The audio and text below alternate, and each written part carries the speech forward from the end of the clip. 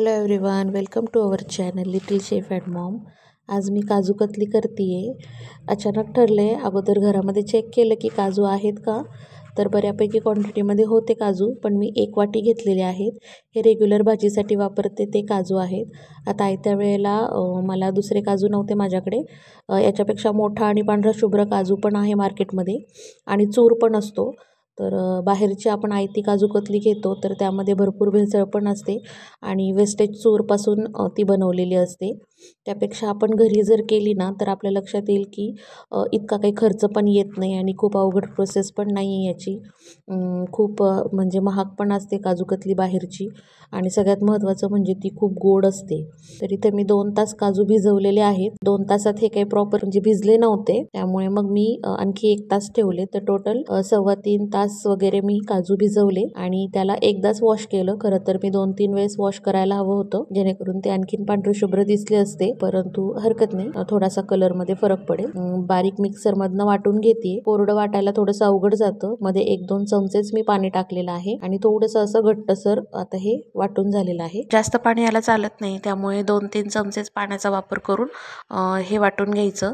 असं घट्टसर ज्यावेळेस वाटून होईल त्यावेळेला आपल्याला फक्त हाताने चेक करायचं आहे की ते बारीक असं एकसारखं वाटलं गेलं की नाही.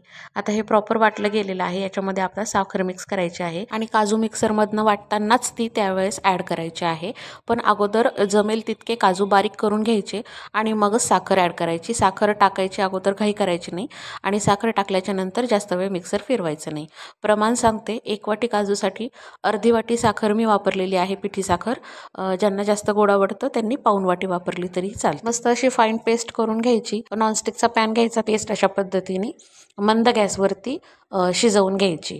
आता ही कधीपर्यंत शिजवायची, तर ही अशी खव्यासारखी असा त्याचा घट्ट गोळा होईपर्यंत आपल्याला ही शिजवून घ्यायची आहे. सतत हलवत राहायचं आहे चमच्याच्या मदतीने. त्याचा जास्त कलर बदलू द्यायचा नाही, जास्त ब्राऊन नाही होऊ द्यायची ती, नाहीतर मग ती दिसतही छान नाही आणि चवही त्याची बदलते. तर इथे उन्हामुळे कलर जरा पिवळट दिसतोय. तशी ही इतकी डार्क कलरची नाही झाली आहे, परंतु माझ्याकडे लाईटचा प्रॉब्लेम असल्यामुळे त्याचा कलर थोडासा चेंज दिसतोय आणि मी काजूही एकदाच धुतले होते, त्यामुळे कलरमध्ये थोडासा फरक पडलेला आहे. परंतु अशा पद्धतीने खव्यासारखं त्याचं टेक्स्चर व्हायला पाहिजे इतपत आपल्याला ती शिजवून घ्यायची आहे. बटर पेपरवरती किंवा पॉलिथिनमध्ये टाकून किंवा अशा पद्धतीने सिलिकॉनच्या मॅटवरती टाकून आपल्याला ती मळून घ्यायची, कारण की खूप गरम आहे. गरम असतानाच थोडंसं मळायचं. आणि यामध्ये आता मी मिल्क पावडरचा वापर करते. मिल्क पावडर ज्यांना नसेल टाकायची त्यांनी पूर्णपणे स्किप केली स्टेप तरी चालेल आणि दुसऱ्या एका स्टेपला पण आपण मिल्क पावडर ॲड करू शकतो.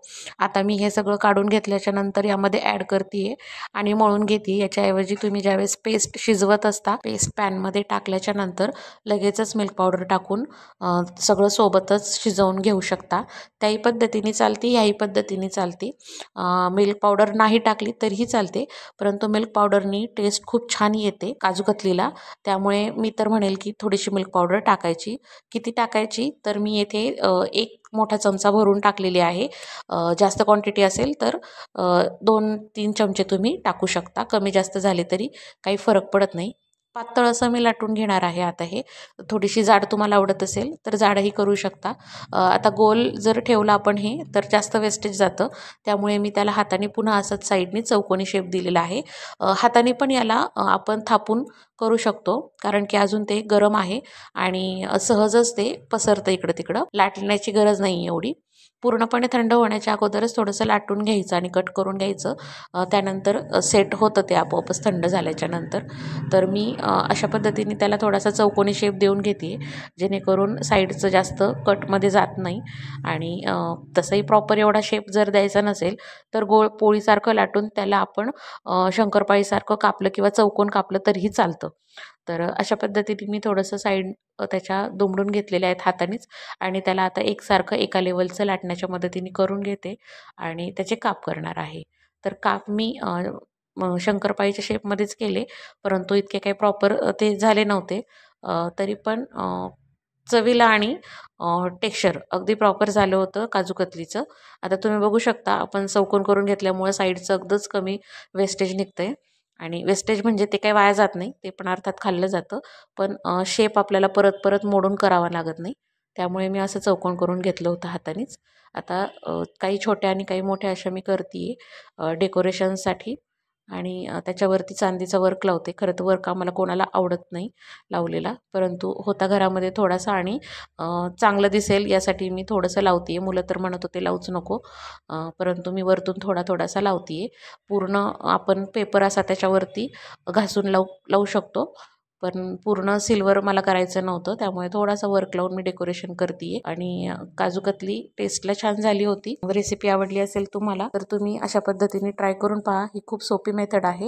व्हिडिओला लाईक करा, चॅनलला सबस्क्राईब करा. Thank you very much for watching.